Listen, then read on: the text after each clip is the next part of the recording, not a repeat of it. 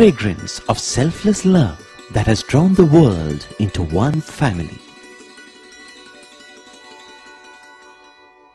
The truth of an eternal message that has been revealed through every act and word.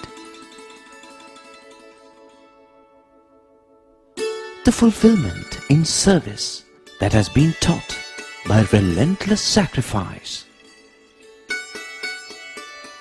The Lord's own life is indeed His message.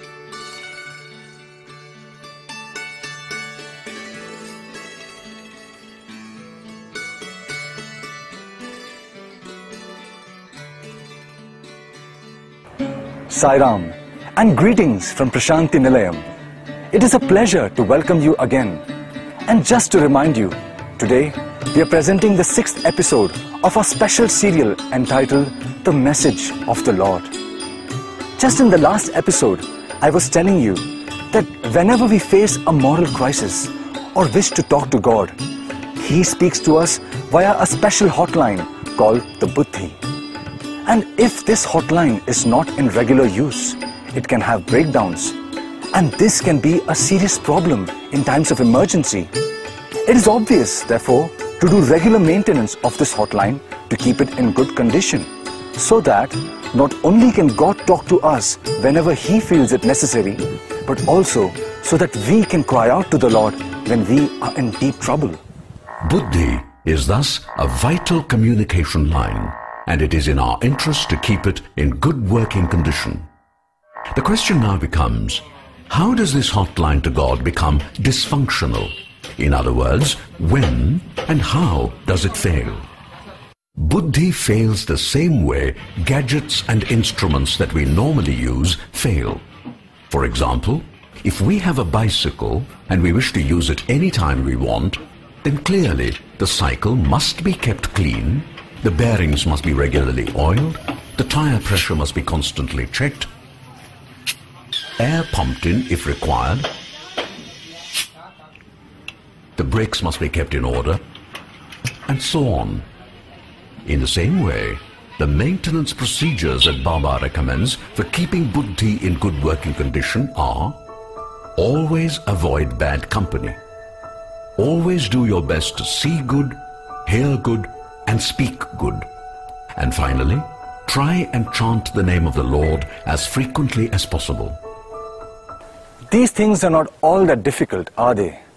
Yet, people do not bother. Why? Because they do not understand or appreciate the significance of Buddhi. Here is a simple example of how ignorant people can be of the gifts that God has endowed us with. Now, what is the most precious gift that God gives to each and every one of us? Clearly, it is life itself. And therefore, we ought to take as good care as possible of ourselves, right? Just have a look at these pictures. Life is supposed to be precious, and yet, look at how careless these people are about safety and the unnecessary risks they are taking. Some say these sorts of things can happen only in the third world. Well, similar things happen even in advanced countries also. For example, car accidents caused by drivers texting while driving is rapidly increasing.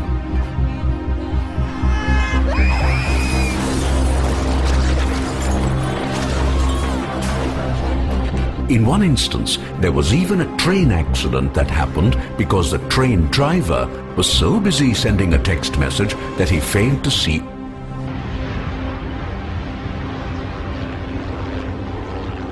In other words, indifference to things important is far too common, and that applies to Buddhi also.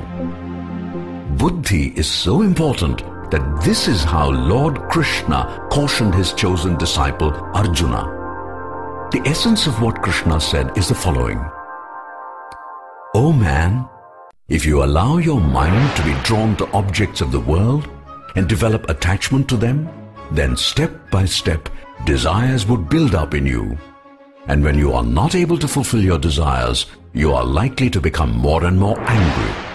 And when anger is allowed to grow, it would lead to jealousy, hatred, and such other undesirable qualities. In the end, you would lose all your reasoning power, and when that happens, disaster is sure to follow. God has not only given us many gifts, but has actually taken residence within us, which is why Swami often tells us, తన యందున్నటువంటి ఒక తత్వాన్ని మానవుడు కనుక్కోవాలంటే బయట వెతుకుతున్నాడే కానీ తన లోపల వెతకటం లేదు. To know the latent divinity within, man is searching outwards, externally. ఈనాడు ప్రతి మానవుడు కూడాను భగవంతుని వెతకడము బయటనే వెతుకుతున్నాడు కానీ తన యందున్నటువంటి భగవంతుని ఏమాత్రం తాను కనిపించడం లేదు. Man is in search of God in the outer world. He is not making any search within. తన యందే ఉంటున్నాడు భగవంతుడు. God is in you. తానే భగవంతుడిగా ఉన్నాడు. You are God. కానీ తన్ను బయట తట్టు వెతుకుతున్నాడు. But yet man is in search of him outside. ఒక చిన్న ఉదాహరణ మీరే చూసుకోండి. A small example. నీవు ఇక్కడే ఉన్నావు. You are here. నీవు బయట తట్టుపోయి నీవు చూడాలనుకుంటే వీలవుతుందా? Is it possible for you to find yourself outside? నీవు ఏ విధంగా చూడగలవు? How can you find yourself? చూడటమే వీలు కాదు. It is not possible. అంత మాత్రం చేత నేను లేననుకుంటావా? That doesn't mean that you can deny yourself. అంత వెతుకుతూ పలానా అబ్బాయి ఎక్కడైనా ఉన్నాడా అని అడిగితే నీవేనయ్యా పలానా అబ్బాయివి అని అడిగి చెప్తాడు. If you go on in search of your own self, some stranger will tell you, you are the person whom after you are searching for. అప్పుడు తన ఉన్నటువంటి సత్యాన్ని గుర్తించుకోగలడు. Then you will understand the truth within. ఈ ఏకత్వాన్ని గురించి చర్చించుకోవటం చాలా సులభమే కానీ దాన్ని నమ్మాలి బాగా. It is quite simple and easy to know this oneness, but one must have absolute faith. నేను అనేటువంటిది నాకంటే బయట లేదు. In fact, I is within, not outside. నేను నా యందే ఉంటున్నది కానీ నాకంటే బయట లేదు. The I is within me, not outside. Actually, as Krishna explains in the Gita, Swami is within us in 3 different ways or levels. To start with, God is present in every single atom in our body as a power of every atom. And remember, there are trillions and trillions of atoms in our body. You might wonder, what does it mean to say that God is present in every atom? Well, as you know, atoms are needed to make molecules. And there are so many different types of molecules in the human body. Without these molecules, we cannot have cells of different types. And without cells of different types, we cannot have flesh, blood, bones, muscles, and so on. Going back to the atom for a moment, when an atom is split, a tremendous amount of energy is released in relation to the size of the atom, that is. Such power is actually present in every single atom, and there are trillions and trillions of atoms within us. Do you know that the energy released by the total conversion of all the atoms in just about 5 grams of uranium was enough to flatten the whole of Hiroshima? Keeping that in mind, just imagine how much of atomic energy must be packed in this person. Fortunately, all this energy is safely packed in and cannot ever be released. So don't worry, none of us are walking atom and hydrogen bombs. So that is level 1 of God's presence within, namely, as a power of every atom in our body. Let us move on now to level 2 of God's presence in us, namely, as a life force or prana shakti, as Swami refers to it. By the way, are you aware that this aspect of God is something we remind ourselves of every single day? You can't remember? Then just watch.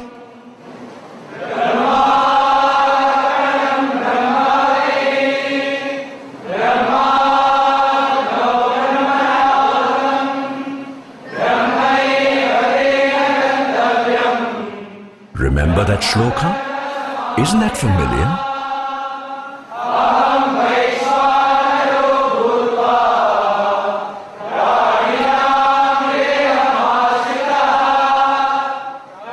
Where do you think that came from? From the Gita.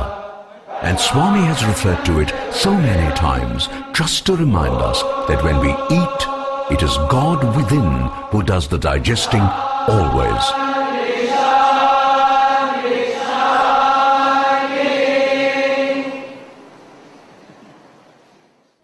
God does this for every creature, from the ant all the way to the elephant and the whale. That is just one example of how the life force operates and helps us. Let us explore some more of the wonders concerning this mysterious life force within that keeps us going without our even being aware of it. You see how active these people are? That is how active a living body can be. Where does that power come from? From the life force, or prana shakti, and that shakti is God. It is not just vigorous activity via which the life force manifests. There are a number of other remarkable things that can be traced back to the life force. Just consider the fingers of a human hand. Have you ever wondered how dexterous they are?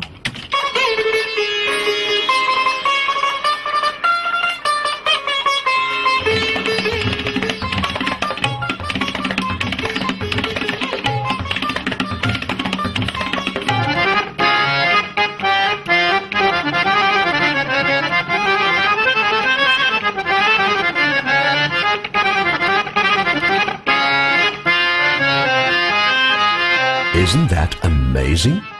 That is just one great example of the life force in action. Take a simple thing like opening a bottle. Do you think you can open a bottle without the use of the thumb? If so, try it. Newton was so amazed by the thumb that he once declared, "The thumb alone is enough to prove that God exists." Here are some amazing facts about the human body that we all take so much for granted. Let us start with the heart. We all know that the heart is a pump that is vital for circulating blood, etc. Now, normally a pump set consists of a pump and a motor. If the heart is a pump, then where is its motor? Have you ever asked yourself that question? Are you aware that in the case of the heart, the pump is built into it, that it is based on electrochemistry, and that the difference in the ionic potential of the sodium and potassium atoms in the cells? The heart may be described as a pump, but no man-made pump can grow in size. But the heart? It is a pump that actually grows in size as an individual grows from a baby through childhood to an adult. The heart is also capable of self-repair, to a modest extent, that is. Can any man-made pump repair itself? Another great thing, the heart works literally non-stop from birth to death, which could even be as long as 70, 80 years, and at times as long as 100 years. What about cooling? Pumps normally require cooling. Where has nature hidden the cooling system of this pump within us? Have you ever thought of that? And by the way, do you know that God has different designs for the heart of a giraffe as compared to that of a cow? Do you know why? Here is why. In the case of a giraffe, its head is always at a much higher level than that of the heart. And so, when the heart has to pump blood to the brain, which is one of the important jobs of the heart, in the case of the giraffe, the heart has to work hard because the pumping is against gravity. By contrast, when a cow grazes, its head is below the level of the heart, and sending blood to the brain is a much easier task. So, God has a somewhat different design for the heart of a cow. Let us now go to the third level, where God functions as our conscience. Remember what Swami says about conscience? That is right. God speaks to us from within as the voice of conscience via buddhi. Buddhi is thus the hotline that brings us the voice of God. That is why it is important to keep this line open always. And that is possible only through sadhana, or spiritual practices which are specifically meant to cleanse the mind. Avoiding bad company, seeing only what is good, etc., is what sadhana is really all about. I have a question. If God is in me, is He in all the other people too? Of course He is. How can God be partial? Okay, let me put it this way. There are 6 billion people on this planet Earth. If God is in each and every one of these 6 billion people, do you mean to say that there are 6 billion gods? చూడండి, బల్బుల్లో ఎక్కడ చూసినా కానీ ఒక దీపం వెలుగుతూ ఉండాలి. You find bulbs here illuminating. కానీ బల్బులు వేరువేరుగా ఉంటున్నది కానీ కరెంటు ఒక్కటే. You see the many bulbs here, but the current being one. ఈ కరెంటుకు మూలాధారం ఏమిటి? What is the basis foundation? అది దివ్యమైన శక్తి.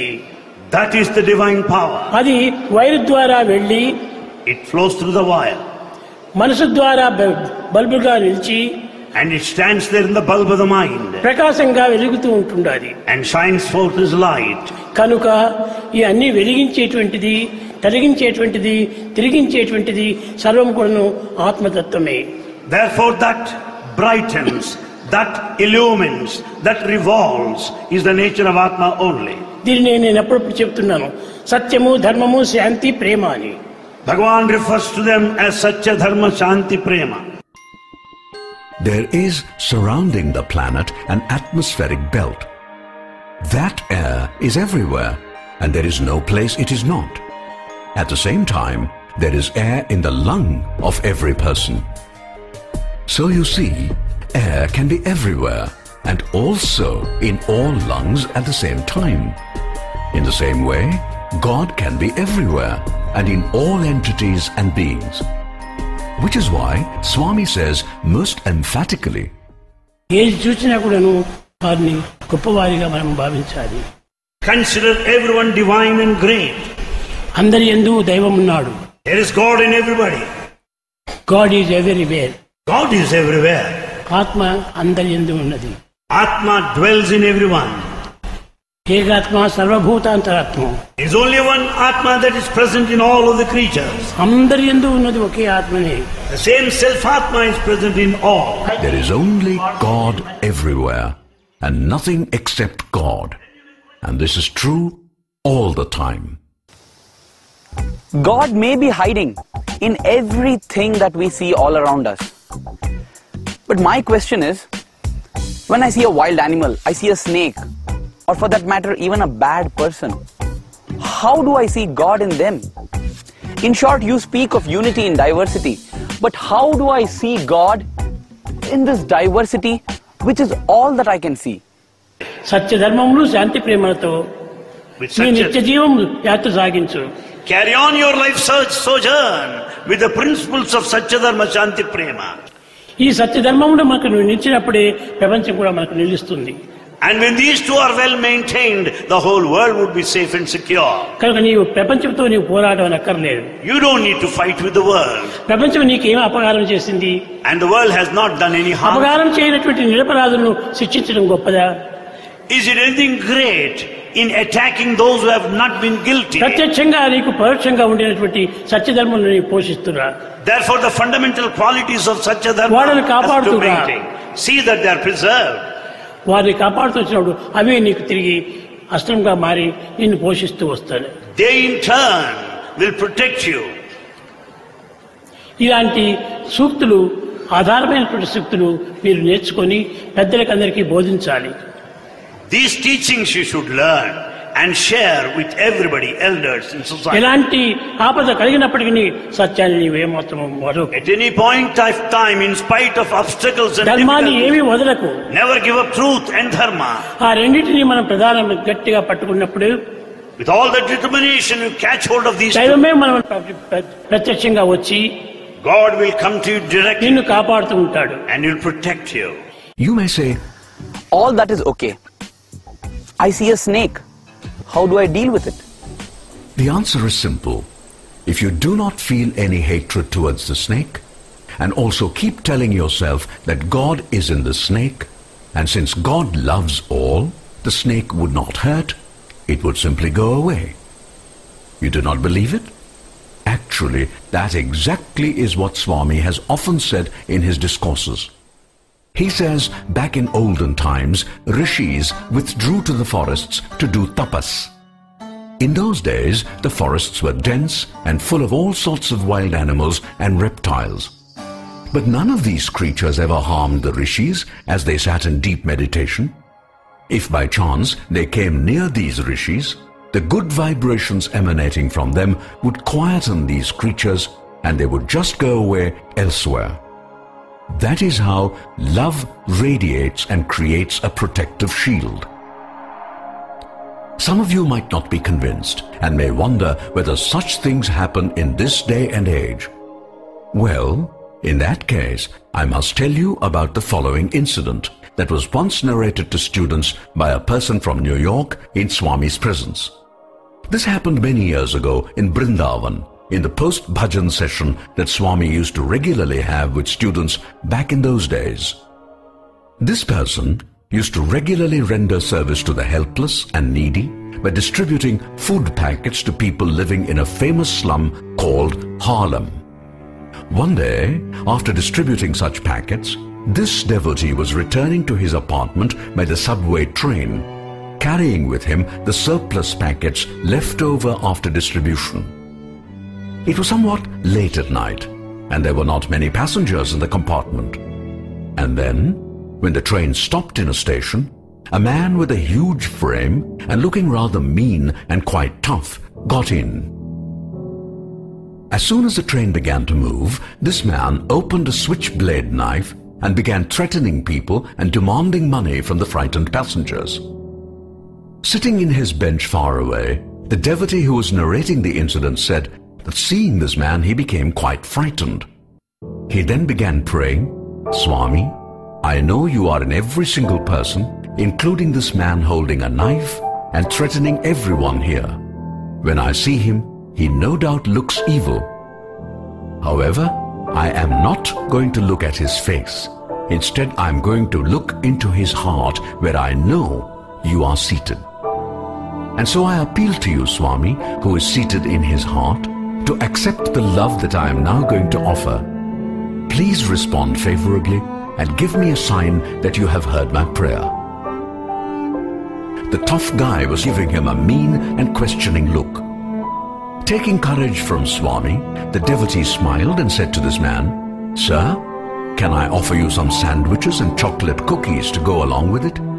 Here is a packet containing them, and please would you be so kind as to accept?" Having said that, the devotee waited anxiously to see what would happen. The man stretched his hand forward,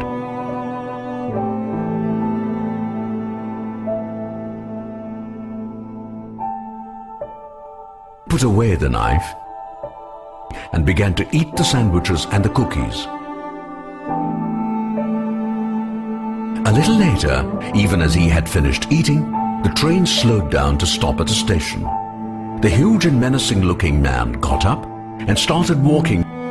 It was clear that he wanted to get off at the station. Halfway to the door, he stopped, turned back, looked at the devotee who had given him something to eat, actually smiled at him and said, "Thank you." In the Bible, Jesus extols compassion and giving food to the hungry, saying that when the moment came, Lord God would himself say, "I was hungry and you gave me something to eat. I was thirsty and you gave me something to drink. I was a stranger and you took me into your home." God always acknowledges the love shown to him. If you think about it, Jesus is asking man to see God in the person to whom one gives, which is precisely the same thing which Swami asks us to do. Just to remind you, Swami says two things in this context. Firstly, Sarva Jiva Namaskaram, Keshavam Pratigacchati. This means that if you offer salutations to any individual, it is really addressed to the God within the individual. Thus, all salutations offered go ultimately only to God. Swami also adds, Sarva Jiva Tiraskaram, Keshavam Pratigacchati. This means that if you abuse any individual, you are really abusing the God within the individual. Thus, all abuses go ultimately only to God. Do we really want that? Think about it. This brings us to the take-home lesson of this episode, which is, God resides in every heart. While our actions must necessarily be at the worldly level, they must always, always be based on love. That's all we have for you in this episode, and I thank you for joining us. Make sure to be with us again tomorrow for the next episode of our serial. All the best till then. Jai Sai Ram.